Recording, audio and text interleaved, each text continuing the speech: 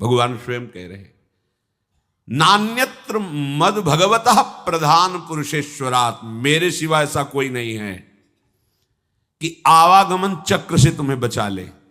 स्पष्ट कह रहे, नान्यत्र, दूसरा कोई नहीं, क्योंकि दूसरा कोई है ही नहीं।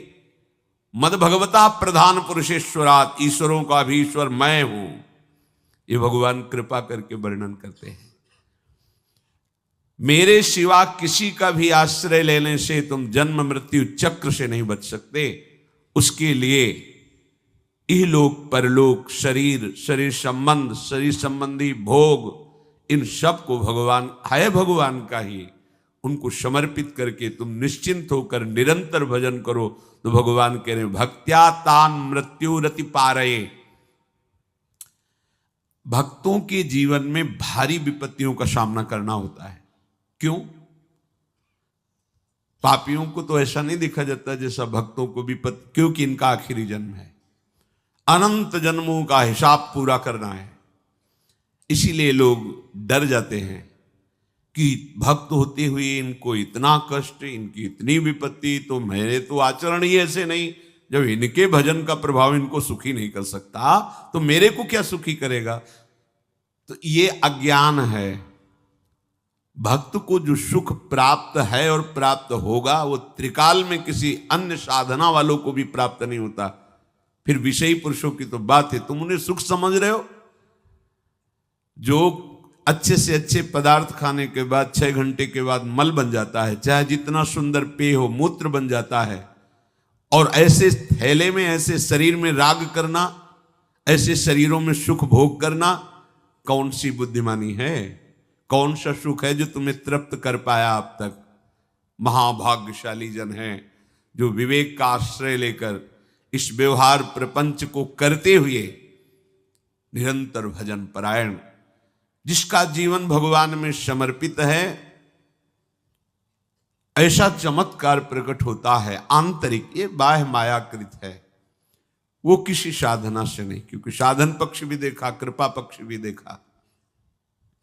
जब किसी भक्त का किसी परिवार में अवतार होता है, अवतरण होता है, जन्म होता है, तो वहां विध्वंस लीला प्रारंभ हो जाती, विनाश लीला।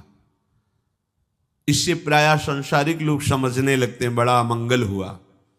जैसे गोस्वामी जी का प्रादुर्भाव हुआ तो प्रादुर्भाव होते ही मां पधार गए। मतलब इतना प्रबल कृपा वपु भक्त है कि प्रकट होते हुए इस माता को परम पद में, एक दिन के लिए भी अब मृत्यु लोक में नहीं रहना, तुमने मुझे जन्म दिया सीधे परम पद में। संसार क्या देखता है? जन्मते ही मां को खा गया। संसार का स्वरूप अलग है। दासी ने, पिता तो नफरत ही करने लगे थे गोस्वामी जी के। जब दासी ने धाय मां ने पाला, वो भी पधार गई। अब तो लोग तुलसीदास जी को देखना पसंद नहीं करते थे कि इतना भागी है कि जो इसे थोड़ा भी प्यार करे उसके यहां अमंगल हो जाता है। ज्यादा दिन सेवा नहीं करनी पड़ी, परम पद पहुंचा दिया धाय मां को ही। ऐसे ही जो इहलोक परलोक के सारे भोगों का प्रभु में समर्पण कर देते हैं, तो उनके ऊपर ऐसी विशुद्ध कृपा होती कि बिना साधन के पूरे पूरे का पूरा परिवार परम पद का अधिकारी हो जाता है। एक महाभागवत अनन्य भक्त श्री चंद्रहास जी महाराज, उनके पावन चरित्र का अपने लोग श्रवण करते हैं। इससे भक्ति बहुत घनीभूत होती है।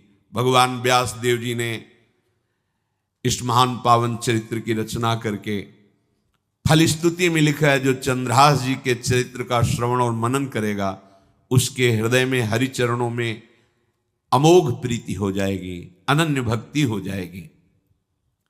चंद्रहास जी केरलाधिपति पूर्वमासीद राजा सुधार्मिक, राज्यं चकार मेधावी विधिवत पालयन् महीम, तस्य पुत्रो भवन मूल नक्षत्रे बहुभाग्यवान। केरल देश में एक परम मेधावी सुधार्मिक नाम के राजा राज्य करते थे। धर्म पूर्वक चलना, प्रजा का पालन करना और भगवान नाम जप करना, शास्त्र विधि से बिल्कुल कभी प्रतिकूल एक भी आचरण जीवन में नहीं किया, तो उनके यहां महाभागवत चंद्रहास जी का प्रादुर्भाव होता है। भगवान के भक्तों का जिस कुल में प्रादुर्भाव होता है, वो कुल, वो ग्राम, वो नगर, वो देश परम पूजनीय हो जाता है। महाप्रभु चैतन्य देव जब ईश्वरपुरी जी के गांव से गुजरे, पता चला ये ईश्वरपुरी जी का गांव है, उनके शरणागत मंत्रदाता गुरु ईश्वरपुरी जी, तो उस गांव की परिक्रमा करके रज में लौट रहे थे और कहते जा रहे थे कि इस गांव का कुत्ता भी हमारे लिए भगवान के समान पूजनीय, क्योंकि मेरे गुरुदेव का प्रादुर्भाव इस नगर में हुआ और वहां के लोगों की चरण लेकर के माथे पे धारण करते। नाम प्रसंग कहे तो उपदेश, जहां या धर्म धन्य सो देश, धन्य सो कुल जेहि जन्म भयो, धन्य सो तात धन्य सो माए। माता पिता कुल परिवार 21 पीढ़ियां तर जाती हैं यदि भगवान का महाभागवत कोई भक्त पैदा हो जाए। ये महाभाग्यशाली मूल नक्षत्र में प्रकट हुए। लौकिक में अमंगल माना जाता है और भाव में देखो तो मूल कौन है? नक्षत्र भगवान। ऊर्ध्वमूल मधा शाखा मुसत्तम प्राहुरव्ययम, सबके मूल कौन है? श्री भगवान। किस नक्षत्र में पैदा हुए? मूल में, भगवत स्वरूप। और लोक में माना जाता है कि मूलन में पैदा हुआ है लड़का, अमंगल है, कुछ नष्ट ही होगा, संसार बड़ा विचित्र है। और प्रमाण भी दे देते हैं, प्रभु की लीला ऐसी कि उनके रहस्य को ना जानने के कारण प्रमाण भी ऐसे प्रकट हो जाते हैं कि हाँ मंगल देखो हुआ ना। इधर बधाई प्रारंभ है कि राजकुमार का प्रादुर्भाव हुआ है। जैसे गोस्वामी जी जन्मते ही श्री मुख से उच्चारण किया राम, अहो भाग। बालक रोते हैं, गोस्वामी जी रोए नहीं थे, प्रकट हुए तो बोले राम। चंद्रहास जी प्रकट हुए तो बोले कृष्ण। जैसे बालक रोता है ऐसे उनकी आवाज में निकला कृष्ण कृष्ण। बड़ा आनंद हुआ सुधार्मिक राजा को कि हमारे कोई महाभागवत पधारा है, क्योंकि ये भजन करके पूर्व जन्म में ऐसी भागवती की स्थिति प्राप्त की कि अबोध अवस्था में ही श्रीमुख से कृष्ण नाम निकल रहा है। आनंद उत्सव मनाया जा रहा है। राजा है, राजकुमार प्रकट हुआ, और दूसरी बात वो स्वयं भक्त हैं और भगवान का ऐसा भक्त जो जन्म लेते ही कृष्ण नाम उच्चारण किया। ये आनंद ज्यादा दिन टिका नहीं। रोज बधाइयां हो रही, आनंद उत्सव मनाए जा रहे। शत्रु पक्ष के राजाओं ने मिलकर कहा यही अवसर है, आक्रमण कर दिया जाए और केरलाधिपति का सब पूरा महल घेर करके कोई एक भी न बचने पावे। शत्रु पक्ष के राजाओं ने घेर लिया। हुतो एक नृपता के सुत चंद्रहास भयो, परियों विपत्ति धाई लाई और पुर है। राजा को दीवान ताके रही घर आन बाल, आपने समान संग खेले रस ढुर है। भयो ब्रह्म भोज कोई ऐसोई संयोग बन्यो, आए वे कुमार जहां विप्रन को सुर है। बोली उठे सबे तेरी सुता को जो पति है, हुओ चाहे जान सुन गयो लाज घुर है। आसपास से राजा और सैनिकों ने घेर लिया। अब वो असावधान थे, आनंद में पुत्र हुआ है, बधाइयां, कोई संभावना ही नहीं थी। गुप्त रूप से शत्रु पक्ष के राजाओं ने आक्रमण करके घेर लिया। अब राजाओं की कई सेनाएं और इनकी असावधानी पूर्वक आनंदमयी वृत्ति में कोई पहले से पता हो तो तैयारी करते, तत्काल आक्रमण को रोकने का प्रयास किया पर असफल रहे। इनके सैनिक भी मारे गए, राजा भी मारे गए, राजमहल को घेर लिया गया, कोई भी एक भी बच के न जाने पावे।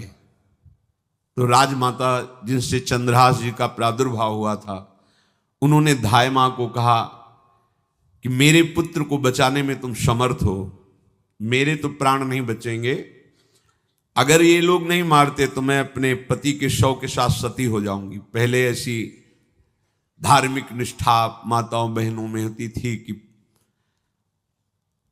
धाय मां ने विचार किया कैसे बचा सकती हूं, आसपास तो सब सैनिक घेरे हुए हैं। तत्काल उसने विचार किया कि अगर हम इनको राजकुमार की तरह ले जाती है तो हमें भी मारा जाएगा और इनको भी मारा जाएगा। देखो कितनी विपत्ति जन्म लेते हैं। कोई प्रश्न कर सकता है कि महाभागवत जिनके घर में प्रकट हो तो वहां धन वैभव सुख संपत्ति बढ़नी चाहिए, यहां तो जन्म से ही जैसे वहां माता पधार, ये क्या है? तो श्री भगवान स्वयं कह रहे हैं यस्य तुष्टो रहम पार्थ वित्तम तस्य हराम्यहम करोमि बंधु विच्छेदम सच कष्टेन जीवती। हे अर्जुन, मैं जिस पर बहुत प्रसन्न होता हूं, आप अपने ऊपर भगवान को बहुत प्रसन्न करना चाहते हैं, बहुत प्रसन्न करने में ये है, देख लो। कह रहे जिस पर मैं बहुत प्रसन्न होता हूं सबसे पहले उसका ऐश्वर्य नष्ट करता हूं, फिर क्या करता हूं, फिर बंधु बांधवों का, फिर क्या करता हूं, असाध्य रोग उसके शरीर में। बोले महाराज जी तुम प्रसन्न हुए हो कि पूरे के पूरे नाराज हो गए हो? बोले यही मेरी प्रसन्नता है। क्या? माया का नाश। अब एकमात्र भरोसा केवल भगवान का, दूसरा कोई नहीं। ये सबको पसंद नहीं आएगा, सब तो उस भगवान की भक्ति चाहते हैं कि अगरबत्ती धूप बत्ती तन मन धन सब तेरा स्वामी, क्या लागे मेरा, पर अंदर से कह रहे सब तन मन धन सब मेरा, क्या लागे तेरा। ऐसे तो चलेगी भक्ति। लेकिन कई बार सत्संग में पीछे धाम में कहा था कि भगवान को रिझाकर लोक मांगोगे तो चैन से रह लोगे, और अगर उनसे प्यार करने की बात मन में ठानी कि बस मुझे केवल आपकी आंखों में आंखों को मिला करके जीवन व्यतीत करना है, मुझे और कुछ नहीं चाहिए, तो फिर लाडले आपको दुशरिहा का कोई आश्रय रहने नहीं देंगे। ध्यान रखना, जितने दुशरिहा होंगे तो ये बर्दाश्त हो तो कदम आगे बढ़ावे, बहुत प्रसन्न हो जाओ ठाकुर हम पे, तो कह रहे यस्य तुष्टो हम पार्थ वित्तम तस्य हराम्य हम करोमि बंधु विच्छेदम सच कष्टेन जीवती। जितनी श्वासें रहेंगी भयंकर कष्ट मैं उसको व्यतीत करने के लिए दूंगा। ये दंड नहीं है, ये पुरस्कार है। अनंत जन्मों का हिसाब बराबर करके कहीं इसकी वृत्ति मेरे से हट न जाए, ऐसे घेरे में डाल के अखंड चिंतन करवा के सजयति जयति जग उच्चरे। जाको करत श्याम सहाई प्रथम वर्णो कृपा क्रम हो विषय मूल गवाई। कुल कुटुंब बल वित्त हीनो दीन के दुखदाई। आपने को करजु लीनो आप ही अपनाई। कह रहे हैं अब मैं वर्णन करता हूं श्याम सुंदर जिस पर कृपा करते हैं उस पर कैसा बर्ताव करते हैं। बोले सबसे पहले उसके विषय भोगों का नाश कर देते हैं, फिर दूसरी कृपा कोई परिवार का, कोई मित्र, कोई रिश्ते नातेदार उसकी तरफ देखेगा भी नहीं। फिर ऐसा दुख प्रदान करते हैं कि केवल एक भरोसा रह जाता है, एक भरोसा, एक बल, एक आस विश्वास, बस नाथ आपके सिवा अब हमारा कोई नहीं। बस वहीं से जो चमत्कार प्रकट होता है, त्रिभुवन में कोई उसकी समानता नहीं कर सकता जिस पर ठाकुर की कृपा है। पर इस कृपा को हजम करने के लिए इसीलिए संत संग किया जाता है कि पहले से वो तैयार कर देते हैं। जैसे आर्मी की ट्रेनिंग होती है ना, ट्रेनिंग के बाद भी बॉर्डर में लगाया जाता है, ऐसे ही संतजन ये ट्रेनिंग देते हैं। अब जो टिके तो टिके, नहीं तो घर बैठे जाके, और अगर टिक गया तो गुरु मेहरबान तो चेला पहलवान, भगवान भी परास्त नहीं कर सकते। उसमें ऐसी सामर्थ्य आ जाती है कि हर प्रभु के द्वारा दिए गए विधान को हंस करके स्वीकार कर लेता है, और ऐसा नहीं कि उसको कष्ट होता है। ये लोक भाषा में भगवान कह रहे हैं सच कष्टेन जीविता, नहीं तो जिस चिदानंद में वो सुख भोगता है वो ब्रह्मा को भी नहीं प्राप्त है। जो भक्त को प्राप्त होता है। भक्त का वैभव दिव्य होता है, चिदानंदमय होता है। ये तो पापियों के पास भी वैभव है, रुपया पैसा कुटुंब परिवार। भगवान के दास के पास जो वैभव होता है वो अचिंत्य है, तुम चिंतन भी नहीं कर सकते, ऐसा वैभव होता है। धाय माने सेविका का रूप तत्काल लिया, जिससे पोछा झाड़ू लगाने वाले, और कुछ दोने पत्तल डाले, उनके नीचे चंद्रहास जी को डाला, ऊपर से करके इसे माथे पे रख के निकले। सैनिकों ने पूछा इसमें क्या है, तो उनका राजघराने के दोने पत्ते जूठे दिखा। ऐसे नीचे किया तो देखा सब ऊपर जूठन पड़ा। हाँ चल निकल, जल्दी भाग यहां से निकल। बस वो भागी, बचा ले गई। ऐसा ही चित्तौड़ के महाराणा संग्राम सिंह जब वीरगति को प्राप्त हुए तो विक्रम सिंह को गद्दी पर बैठाला गया, पर वो अयोग्य साबित हुए। तो राजपूत सरदारों ने, अभी 6 वर्ष के ही उदय सिंह थे, उनको राज सिंहासन पर बैठाल करके अपने हाथ में शासन लिया। सिंहासन के अधिकारी उदय सिंह 6 वर्ष के थे।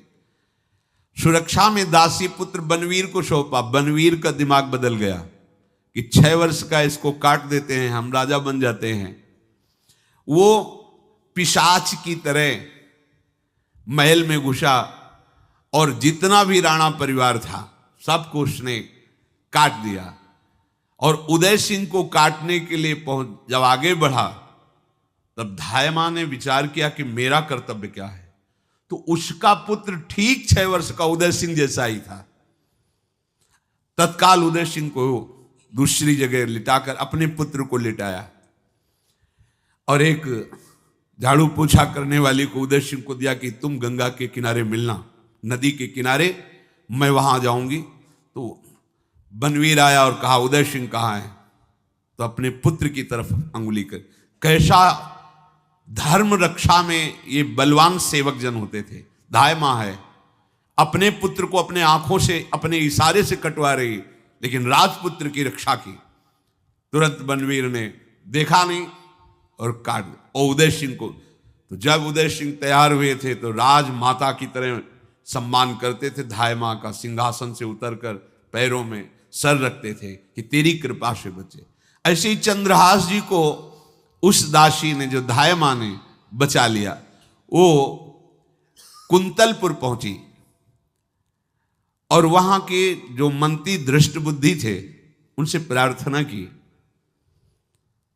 कि मैं सेवा कला में बड़ी प्रवीण हूं और ये मेरा पुत्र है, अगर आपकी कृपा हो जाए तो कुछ समय के लिए हम आपकी सेवा में, महल सेवा में रहेंगी और हमारे पुत्र का पालन पोषण हो जाएगा। उनकी परीक्षा ली गई तो राजघराने की सेविका थी, परम प्रवीण थी, पर उन्होंने ये परिचय नहीं बताया।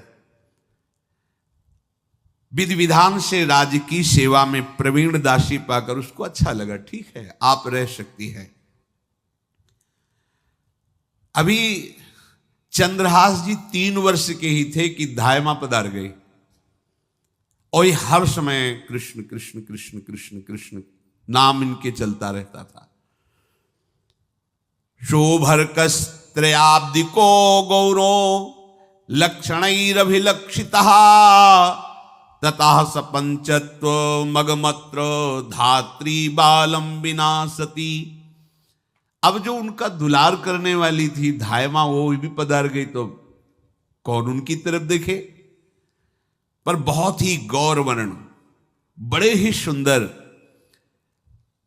अब वो गलियों में भटकने, निकाल दिया महल से जब धायमा मर गई, क्योंकि धायमा की सेवा कारण उनको रखा गया था। 3 वर्ष के बालक गलियों में, तो कोई भी माँ देखती उनको तो कोई उनको वस्त्र पहना देती, कोई भोजन करा देती। ऐसे ही भगवान के भक्तों की बड़ी विचित्र लीला होती है। गोस्वामी जी को कोई दरवाजे पे खड़ा नहीं होने देता था, तुलसीदास जी को। अगर वो किसी भूख से प्रेरित होकर बाल रूप ही थे किसी के दरवाजे, अरे बड़ा भागा इसको हटा दो, जन्मते माँ मर गई, धाय माँ भी मर गई, कोई भी अगर इसे एक रोटी देगा तो विपत्ति आ जाएगी।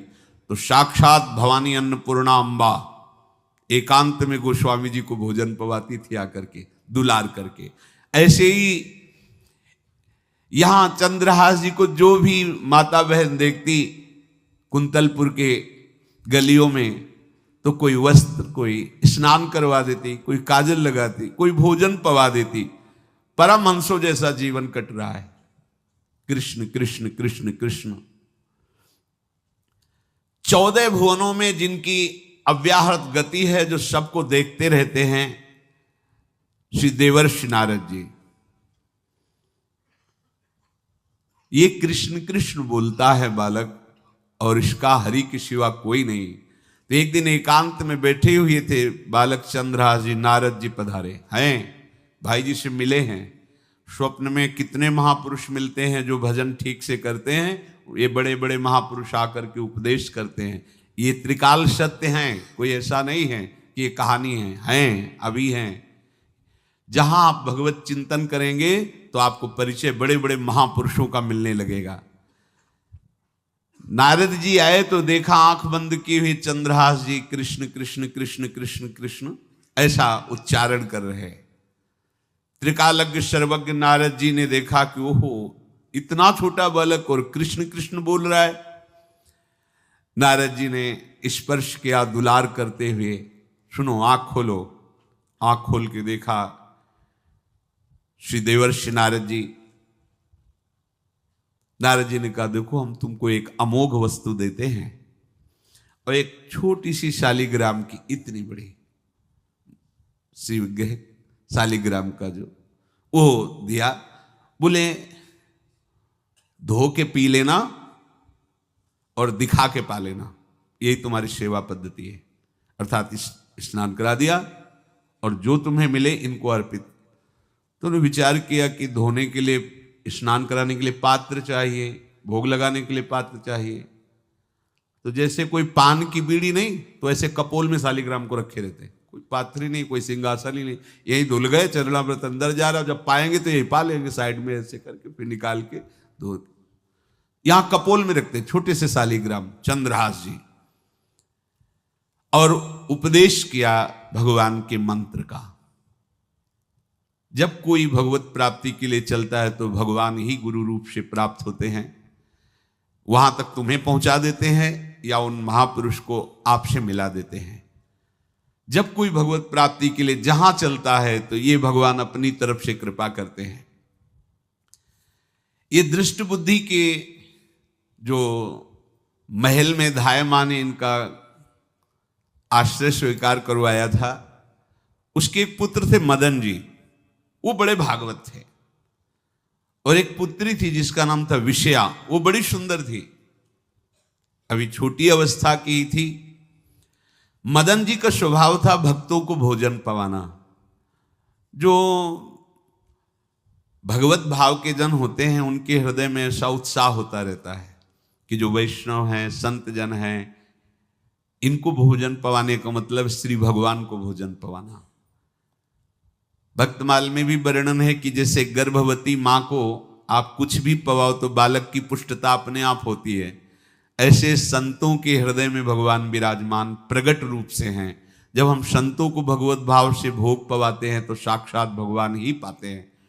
और मदन थे भगवत भाव के, तो उन्होंने बुलाया बड़े बड़े भक्तों को और ब्राह्मणों को। जब ब्राह्मण और भक्त पा रहे थे तो खेलते खेलते चंद्रहास जी भी वहीं चले गए और उन्होंने भी वहां प्रसाद पाया। अब बड़े बड़े ब्राह्मणों में एक ज्योतिषाचार्य थे। दृष्ट बुद्धि जी ने हाथ जोड़कर प्रणाम किया और अपने परिवार को प्रणाम करवाया और कहा, यह हमारी पुत्री है। दृष्ट बुद्धि जी ने कहा, आप इसका हाथ देकर बताइए, इसको वर कैसा मिलेगा, कैसा ऐश्वर्य होगा। दृष्ट बुद्धि मतलब दुष्ट बुद्धि, ऐसा ही था वो। पर बड़ा विचित्र खेल है, इसकी बुद्धि एकदम विपरीत और पुत्र महाभागवत। भगवान का खेल है, वो भक्ति विरुद्ध और पुत्र भागवत। उन्होंने कहा वर, ऐसे दृष्टि डाली चंद्रहास जी वहीं पार, वो है इसका वर। वो इसे धाय का, एक दासी का लड़का हमारी पुत्री का वर बने। बोले शायद आपने ध्यानपूर्वक रेखा नहीं देखी, वो हम देख लिए हैं, यही है तुम्हारी पुत्री का वर।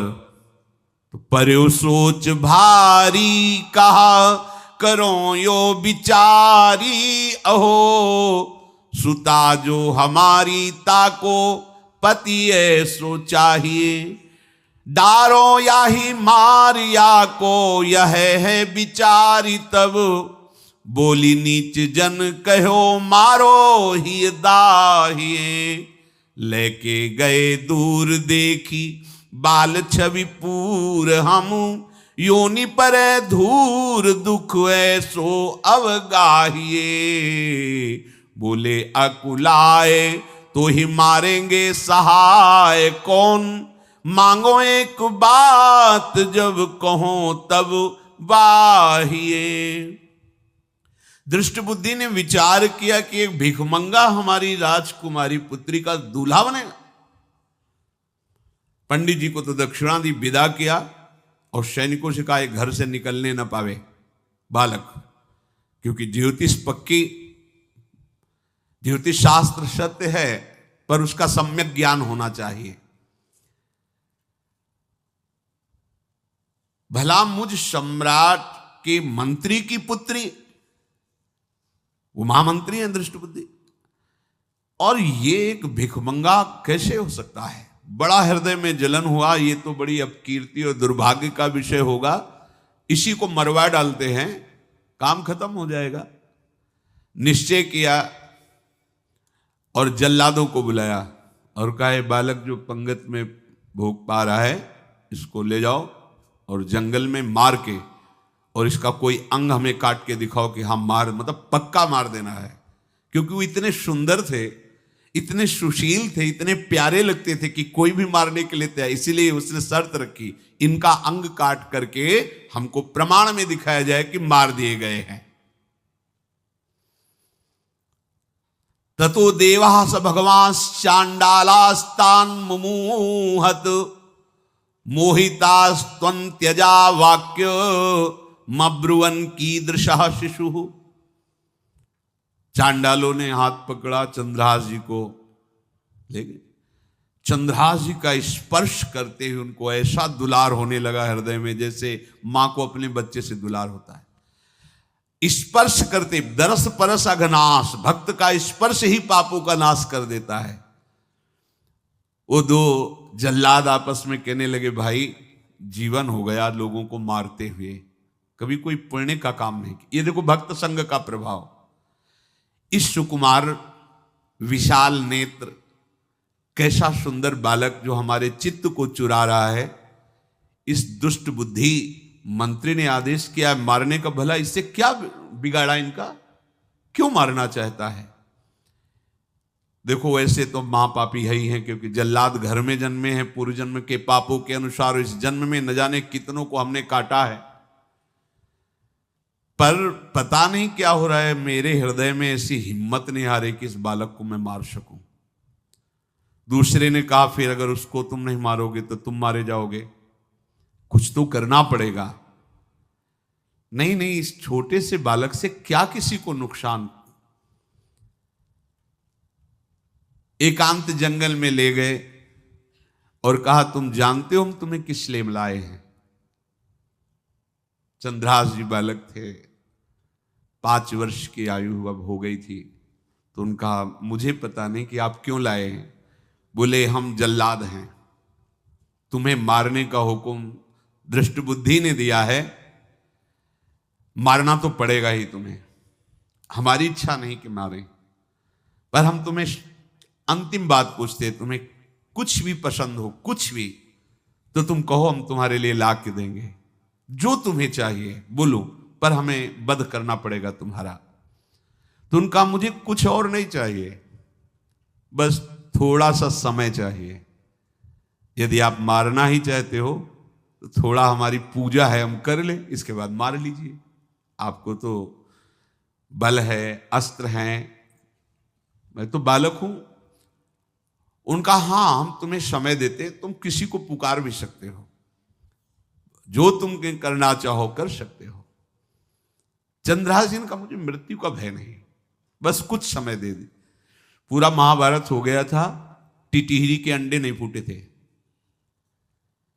वहीं टिटिहरी का, तो टिटिहरी एक पक्षी होती है ना, टे टे करके उड़ती है, तो उसके अंडों के ऊपर एक हाथी का घंटा हो गया, गिर गया ऐसे, सब पूरा महाभारत में सब नष्ट भ्रष्ट, वो अंडे वैसे सुरक्षित। तो जो प्रभु भारत युद्ध में राखे भरही अंड, सोई मुंह को राखे जो राखत ब्रह्मांड।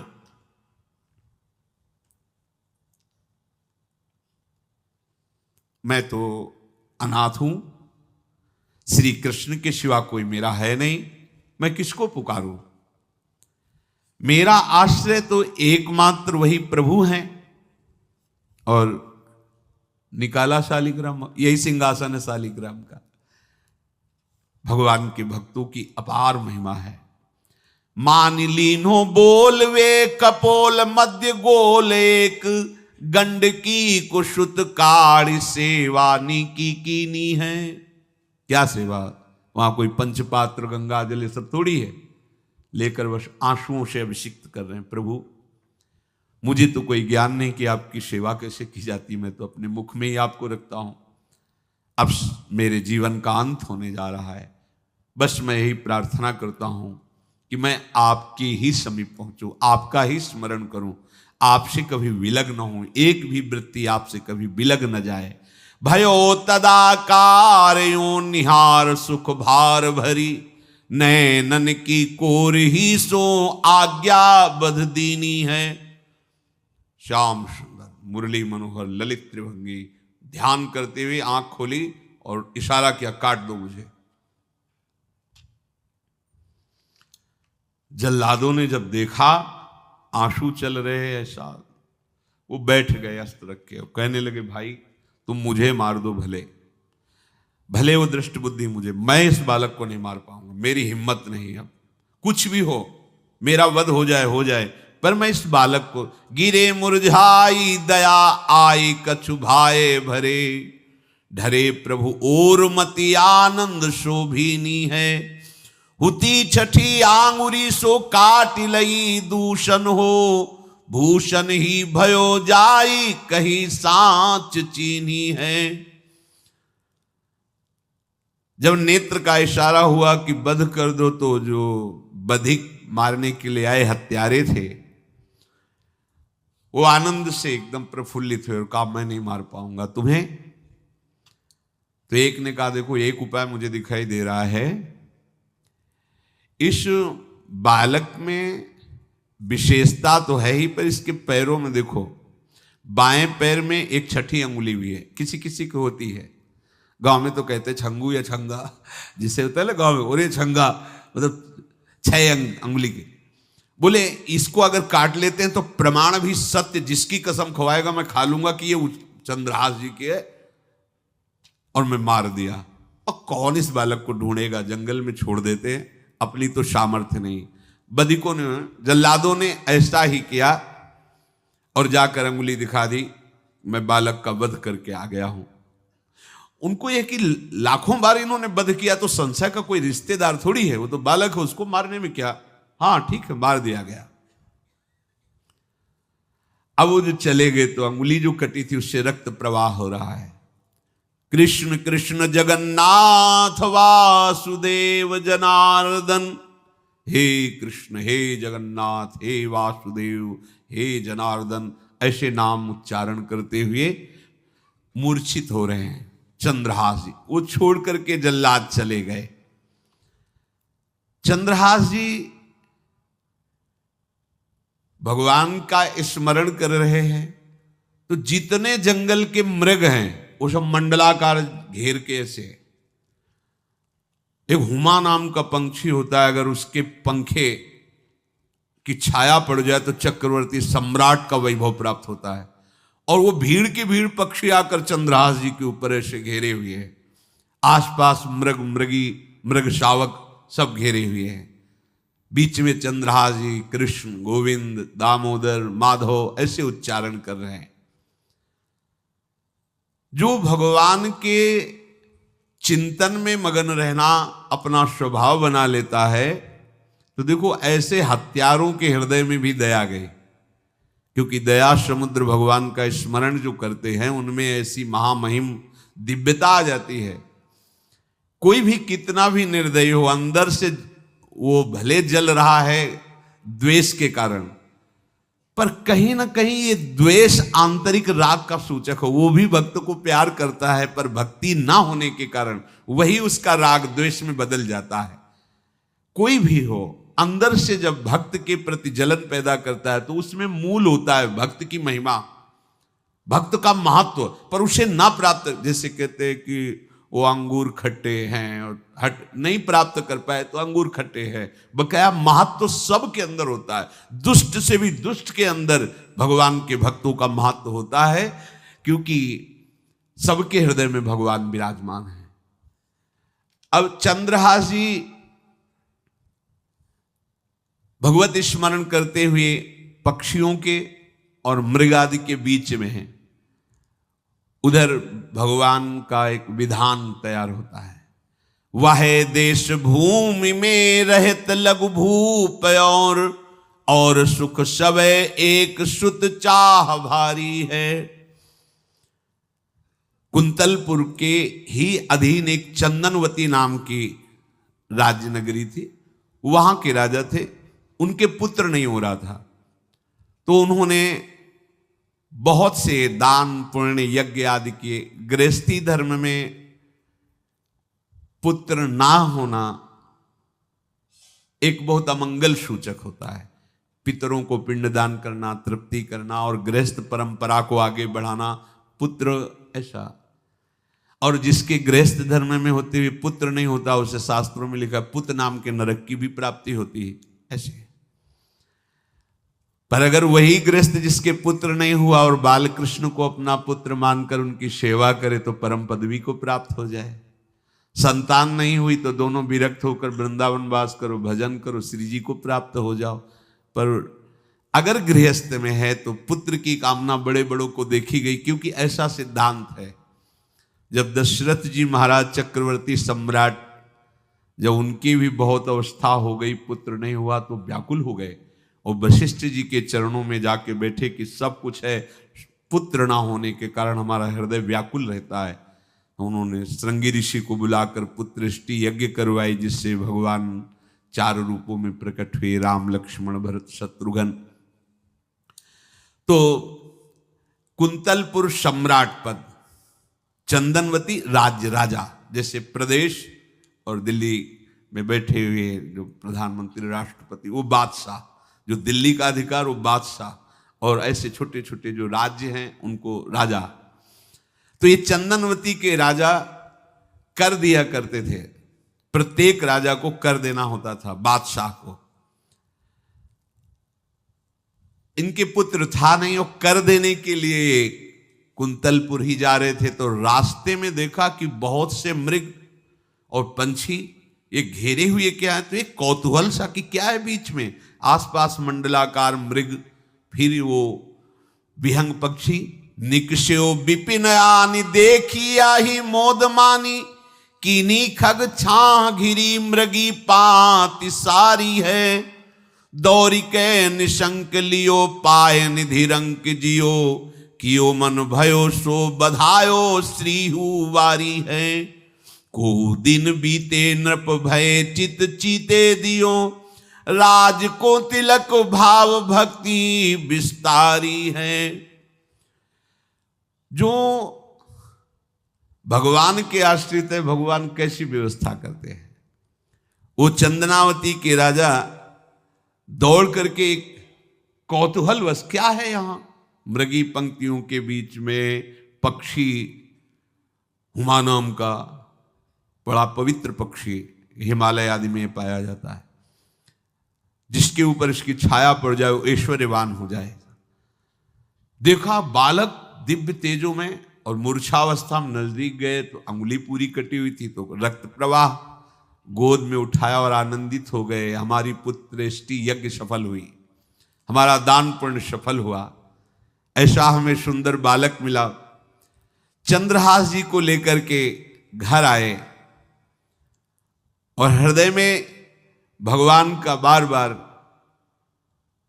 कृपा प्रसाद मना रहे हैं, मुझे भगवान ने पुत्र दिया। चंद्रहास जी को लेकर आए, आनंद मंगल, बधाइयां बजने लगी, बहुत सी संपत्ति न्यौछावर कर दी। 5 वर्ष के चंद्रहास जी हैं। पूछा, बेटा तुम्हारे माता पिता कौन है? तो कहा श्री कृष्ण।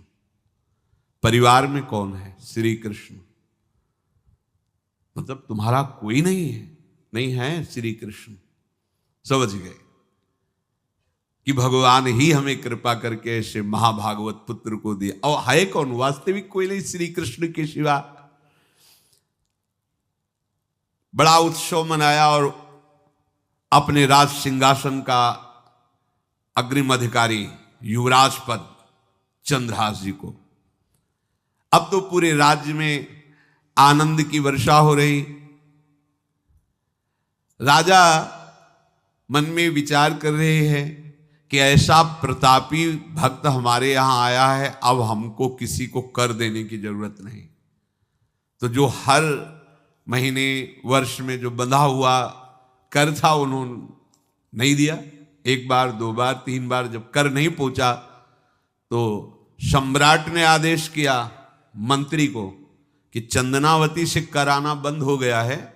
क्या बात है? यदि वो अहंकार से युक्त हो तो आक्रमण करके नष्ट करो, यदि समस्या है तो उसका सहयोग करो। बादशाह के आदेश से वहां दृष्ट बुद्धि पहुंचे तो युवराज पद पर चंद्रहास जी विराज, जिनको मारने के लिए जल्लादों के हाथ में दे दिया था। पूरे पूर्वासी ऐसा प्रभाव चंद्रहास जी का है कि सब कृष्ण भजन करते हैं, सब आनंद में मगन रहते हैं। चंद्रहास जी थोड़ा सयाने हो गए थे तो पूर्ववासियों को उपदेश देते, 1 बार हमारे राज्य में भोजन पाया जाएगा 24 घंटे में, और सबके घरों से आरती की शंखनाद घंटानाद सुनाई देना चाहिए। सबके यहां शाम के रोज नाम कीर्तन और भगवत कथा होनी चाहिए, क्योंकि आयुष्यम चपलम तादृक जल बुद्बुद सन्निभम चिंतयध्वम जनामूढ़ा माधवम वर्षम सुस्थिरम। भाइयों, ये आयु बड़ी चंचल है, कब शरीर छूट जाए पता नहीं, पानी का बुलबुला कब फूट जाए कोई पता नहीं। इसलिए माधव श्री कृष्ण का नाम कीर्तन, उनकी आरती पूजा, उनका ध्यान और 1 टाइम भोजन पूरे नगर में। अब सोचो कितना भक्ति का प्रभाव होता है। पूरा नगर में, हर घर में आरती पूजा कीर्तन। तो रहे जाके देश सो नरेश कछु पावे नाही, बाहबल जोर दियो सचिव पठाई के। आयो घर जान कियो अति सन्मान सो, बिछान लियो वह बाल मारो छल छाई के। दई लिखी चिट्ठी जाओ मेरे सुत हाथ दीजे, कीजे वही बात जाको आयो ले लिखाई के। गए पुर पास बाग सेवा मति पाग करी, भरी दृग नींद ने कुछ सोयो सुख पाई के। चक्रवर्ती सम्राट के लक्षण स्वाभाविक चंद्रहास जी में प्रकट होते थे। अब दृष्ट बुद्धि जब वहां गया, देखा युवराज पद पर, पहचाना कि वही बालक है, ये तो चंद्रहास है, क्योंकि काफी समय तो महल में ही रहे थे धाय मां के साथ और अच्छे से पहचान थी। अब उन्होंने विचार किया कि ये तो बहुत अनिष्ट हो गया, हमने तो मारना निश्चित किया था और जल्लादों ने इसको छोड़ दिया और अब तो ये राजा का राजकुमार बन गया। तो राजा से कहा कि पहली बात, युवराज पद पर बैठालने के पहले तुम्हें सम्राट को सूचना देनी चाहिए थी। दूसरी बात, अभी तक तुमने कर नहीं दिया। जानते हो कि अगर सम्राट का भाव बदल गया तो एक क्षण में तुम्हारे राज्य को नष्ट कर दिया जाएगा। तो राजा ने हाथ जोड़कर चंदनावती के राजा ने कहा, महाराज आप ही अब हमारी रक्षा कर सकते हो। तो उसकी दृष्टि चंद्रहास पर थी, इसको मरवाना है, क्योंकि पंडित ने बताया था यही पति बनेगा। अरे तो अब तो आनंदित होना चाहिए कि अब तो राजा बनेगा, अब तो बढ़िया है। लेकिन चंद्रहास जी को यदि आप सम्राट के पास भेज देते हैं और सम्राट निश्चित प्रसन्न हो जाएंगे चंद्रहास को देख के, तो वो तुम्हारे इस अपराध को क्षमा कर देंगे। युवराज पद दे दिया और भेंट नहीं दी, कर नहीं दिया महीनों से, तो ऐसा करो चंद्रहास जी को भेज दो। राजा ने स्वीकार कर लिया। और पहले लोग बिल्कुल धर्म से चलते थे, कहीं भी अधर्म का लेश नहीं। एक चिट्ठी लिखी दृष्ट बुद्धि ने और चंद्रहास जी से कहा खोल के पढ़ना नहीं, मेरे पुत्र मदन को देना जाके, और मदन तुम्हें फिर आगे का कार्य सम्राट से मिलाना, माफी करवा देना, ये सब करवा देगा, पर ये चिट्ठी तुम रास्ते में खोल के नहीं देखना। और वैसे भी किसी का पत्र खोल के देखने का धर्म नहीं कहता। अगर कोई पत्र दे तो ये नहीं कि इसमें क्या लिखा है, नहीं, या तो हिम्मत नहीं है, इतनी धैर्य नहीं है तो मत लो, अगर धैर्य है तो हाथ में लेकर जहां तक पहुंचाना है वहां तक पहुंचा दो, नहीं तो वो कार्य ही मत लो। ये अधर्म है कि आप बीच में उसको खोलकर पढ़े। पहले लोग बहुत धर्मात्मा होते थे, एक एक बात धर्मयुक्त होती थी। चंद्रहास जी को चिट्ठी दी, चंद्रहास जी ने पत्र को अपनी पाग में खोस लिया और कुंतलपुर के लिए चले। अब इनका किशोर अवस्था में प्रवेश हो चुका था। एक सुंदर कुंतलपुर के बाहरी रमणीय बगीचा था,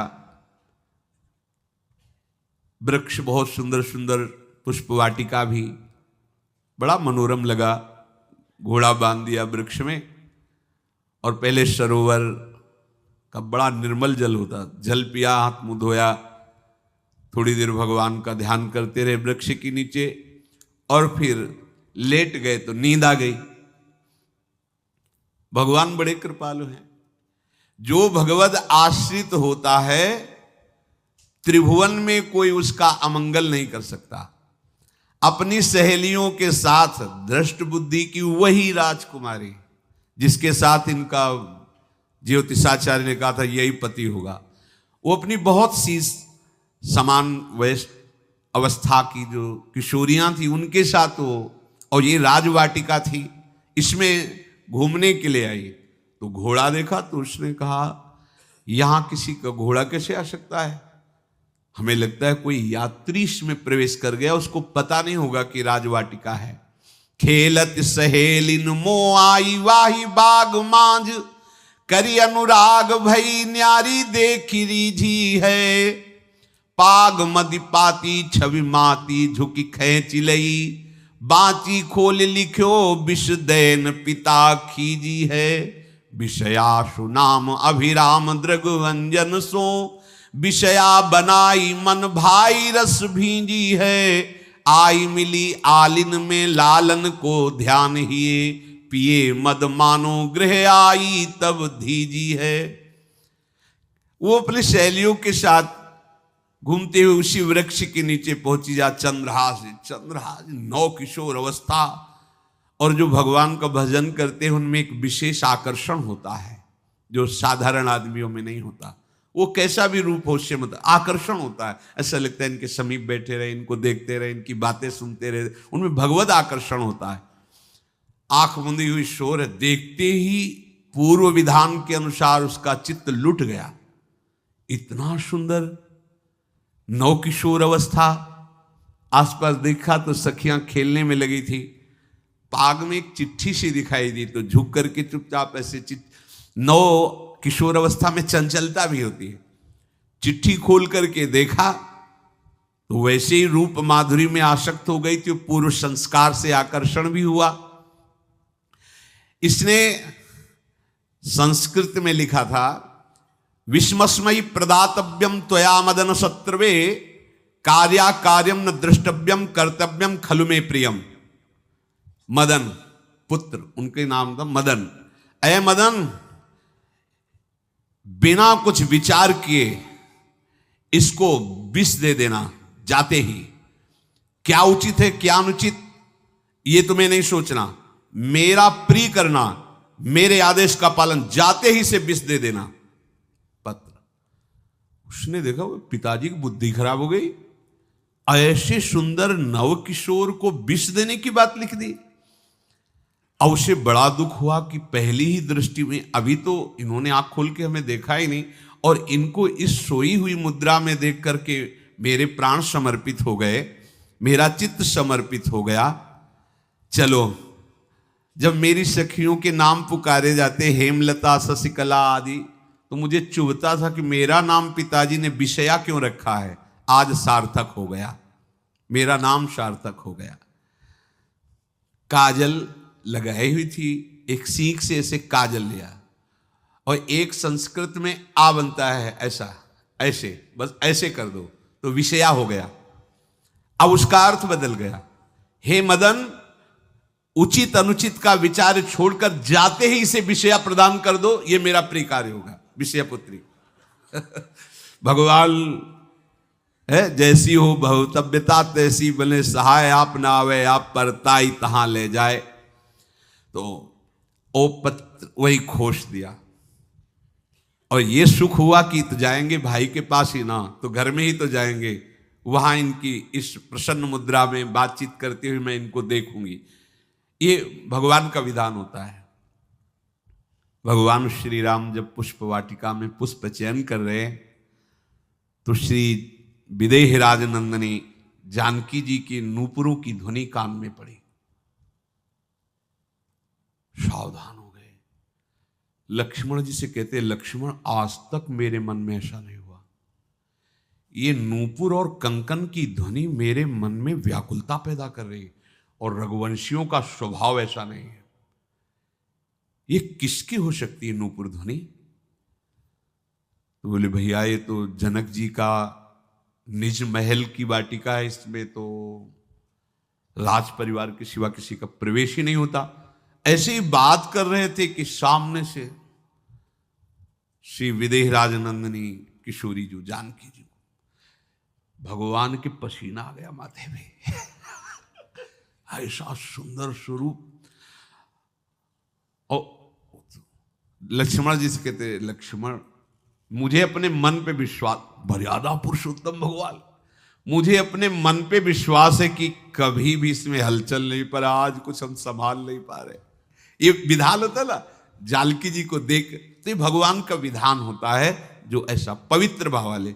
अब चंद्रहास जी ये सब कुछ पता नहीं, भगवत ध्यान में, वो निद्रा में, तो उठ्यो चंद्रहास जी पास लिख्यो ल्यायो आयो, देख मन भायो गाढ़े गरे सो लगायो है, दई कर पाती बात लिखी मो सुहाती, बोली विप्र घरी एक मांझ ब्याह उभरायो है, करी ऐसी रीति डारे बड़े नृप जीती, श्री देत गई बीत चाव पार पे न पायो है, आयो पिता नीच सुनि घूमि आई मीच मानो, बानो लखी दूल्हा को सूल सरसायो। चंद्रहास जी उठे और पूछते हुए मंत्री के घर पहुंचे, और मदन ने जो ही कि चंदनावती से पिताजी ने इनको भेजा है, ये वहां के राजकुमार हैं, हृदय से लगाया। चंद्रहास जी ने कहा आपके पिता ने पत्र दिया है।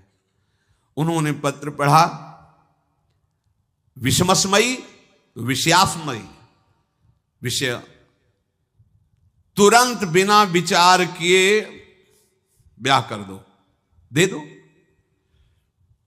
क्योंकि लिखा है प्रदातव्यम त्वया मदन, अभी इसी क्षण जहां ये पत्र मिले, उनका जो आ गया, सुबह शीघ्र शुभम शीघ्र, बुलाओ पंडित को। पंडित ने कहा भगवान की कृपा से अगला मुहूर्त है, बिल्कुल ये ब्याह का पक्का मुहूर्त है। अब तो राजघराने तत्काल व्यवस्था हुई, अब वो तो पहले ही मोहित हो चुकी थी देख के विषया जी। तत्काल दुल्हन रूप उनको सजाया गया, इनको दूल्हा रूप सजाया गया, पंडित शुरू कर दिए, गणानंतो गणपति को ब्याह हो गया। अब जब ब्याह यहां खूब धूमधाम से हो गया, तो दृष्ट बुद्धि ने सोचा कि काम हो गया होगा, विष दे दिया हो गया, मर अब हम जाके संभाल लेंगे, क्योंकि राजकुमार है, कैसे विष दिया, कौन दिया, तो इस बात को हम संभाल लेंगे। जब वहां घर है तो पूरे नगर में सजावट हुई थी। बोले भैया सजावट का है कि? बोले महाराज आपके ही आदेश से तो है, आपने दूल्हा भेजा था, वो बुलावे तो ब्याह, किसने कब कहा ऐसा? बोले वो तो मदन के पास चिट्ठी रखी है। अब वो घर गए, मदन को बोला, बोले तुम्हारी बुद्धि मारी गई क्या? हमने पत्र में लिखा था। दिखा दिया, लिखा था हमने, विष, इसमें विषया कैसे लिख गया? काजल से ऐसे, और पहले स्याही काजल की ही होती थी, तो ऐसे भगवान सब कुछ बना देते हैं। उनका पिताश्री, एक भी अक्षर आपकी आज्ञा का उल्लंघन, आपने लिखा था बिना विचार किए उचित अनुचित का हमारी आज्ञा का पालन किया जाए। विषया प्रदातव्यम मदन, मेरा नाम लेके आपने संबोधन करके, ये देखो ये लिखा हुआ है, इसमें हमारी त्रुटि क्या है? देखा तो चंद्रहास जी दूल्हा और सुंदर, अब उसका हृदय आग ले। अब तो मान जाना चाहिए, बिटिया का वरण हो गया भाई, ब्याह हो गया, अब तो गुस्सा छोड़ देनी चाहिए। पर दुष्ट बुद्धि, नाम ही रखा था धृष्ट बुद्धि, उसने कहा चाहे बिटिया विधवा रहे पर तुम्हें जिंदा नहीं रहने देंगे। ये दुष्ट बुद्धि होती है। देखो कैसे कैसे ऐसे ही होते हैं, कुछ लोग ऐसे ही होते हैं, हमारी इज्जत, फिर जेल काटता है पूरा परिवार, मार डालेंगे तुम्हें जिंदा नहीं रखेंगे, ऐसे दुष्ट बुद्धि का स्वभाव होता है। अब भाव जब बिगड़ जाता है तो फिर पकड़ में नहीं आती बात, यही समझ जाना चाहिए था। चरणों में प्रणाम करके कि अब तो तुम हमारे बेटे के समान हो, ये भी राज्य तुम्हारा, वो भी, आनंद लो। अब बड़ा सुख का कार्य है। लेकिन जब नकारात्मक सोच आ जाती है तो बुद्धि कंट्रोल में नहीं रहती, वो फिर उद्दंडता करने, उसका निश्चय गलत होता है। बैठ्यो ले कांत सुत करी कहा भ्रांत, ये कहो सो नितांत कर पाती ले दिखाई है।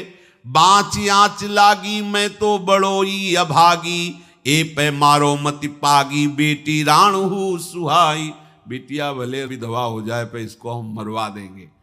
बोल नीच जाति बात कही तुम जाओ मठ आवे, यहाँ को मारी डारो मोही भाई है।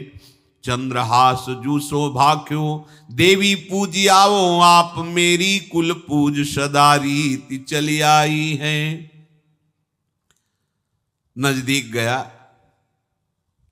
और कहा कि बहुत कृपा हुई, आप हमारे दामाद बने, पर हमारे यहाँ की एक रीति है, हमारे नगर के बाहर जो देवी हैं उसमें लड़की का वर अकेले पूजा करने जाता है।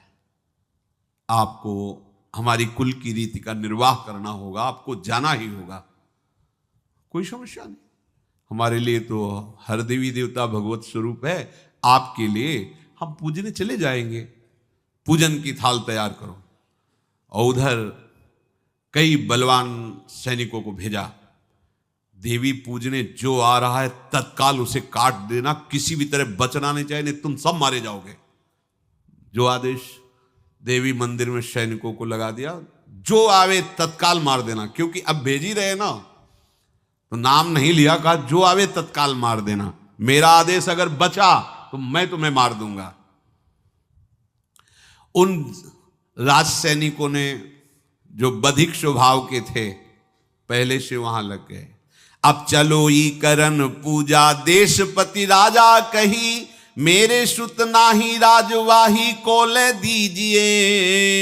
सचिव सुवन सोजू कहो तुम लाओ जाओ, पाओ नहीं फेर समय अब काम कीजिए। बड़ा विचित्र भगवान का खेल है। वहां के चक्रवर्ती सम्राट जो थे, बड़े बड़े विद्वान और ऋषियों से बातचीत कर रहे थे। उन्होंने कहा महाराज अब आपका राज सिंहासन पर बैठना राज्य के लिए अमंगल होगा, ऐसा समय आ रहा है। इस समय यदि चंद्रहास जी को सम्राट पद पर बैठा दिया जाएगा तो आगे अकाल नहीं पड़ेगा और बड़ा मंगल होता चला जाएगा। ये मुहूर्त आपका राज सिंहासन पर से हटने का है, तो उनका प्रजा का मंगल हो और देश का मंगल हो, इसलिए हम बिल्कुल। मदन वहीं बैठे हुए थे। सचिव ने कहा तुरंत जाओ और जो तुम्हारे बहनोई बने हुए हैं चंद्रहास जी को लाओ। तो भागे। तो जो और सैनिक राज सैनिक थे पूछा किधर जा रहे हो? बोले वो अपने बहनोई चंद्रहास जी। बोले वो तो देवी पूजा के लिए गए।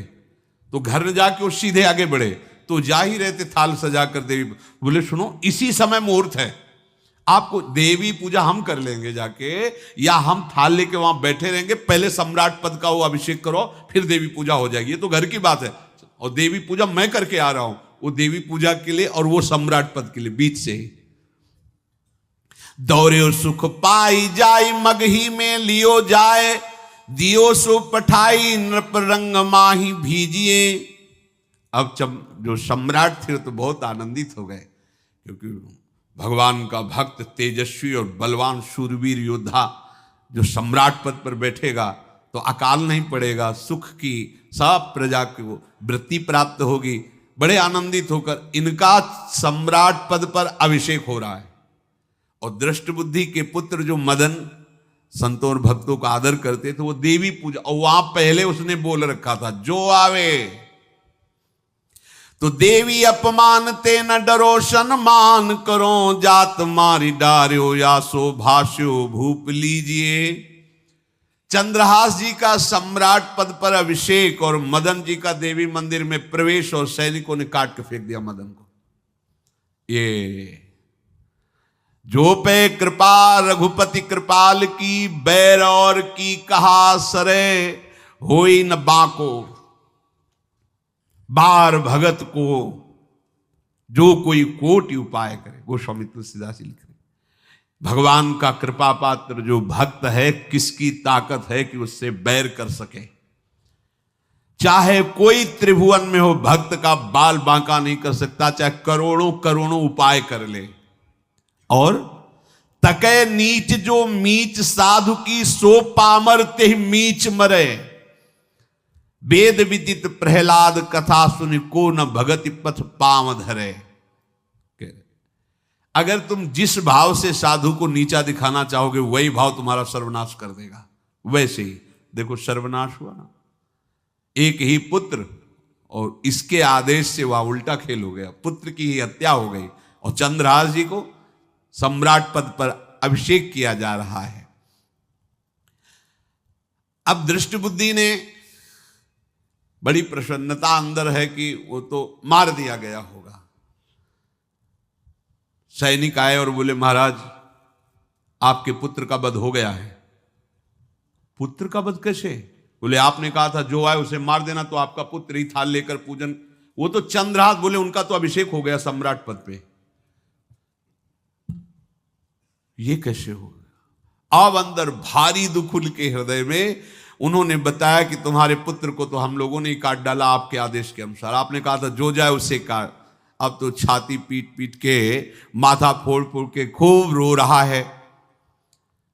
किसी का कोई भी बस नहीं चल सकता भगवान के भक्त के ऊपर। तंत्र मंत्र दुनिया का जितना भी सामर्थ्य है, ये भक्ति को ऐसे खिलवाड़ नहीं है। भगवान के भक्त को छोटा गरीब असहाय देख करके कभी अपमान मत कर देना। दुखिया को न सताइए, क्योंकि दुखिया देगा रोए, और जब दुखिया के मुखिया सुने तब तेरी गति का होए। ऐसा मत समझना है भिखारी है, बेकार है, ऐसा है, क्या है हमारे पास सब कुछ है। कुछ नहीं, एक तमाचा में काल के सब मिट्टी में मिल जाओगे। ये जो भ्रकुटी के इशारे से काल को भी ना चाहता है, उनके ये दास हैं। देखो ना क्या वो सम्राट पद पे अभिषिक्त हो रहा है, उसके कुल परंपरा चलाने वाला पुत्र ही काट दिया गया।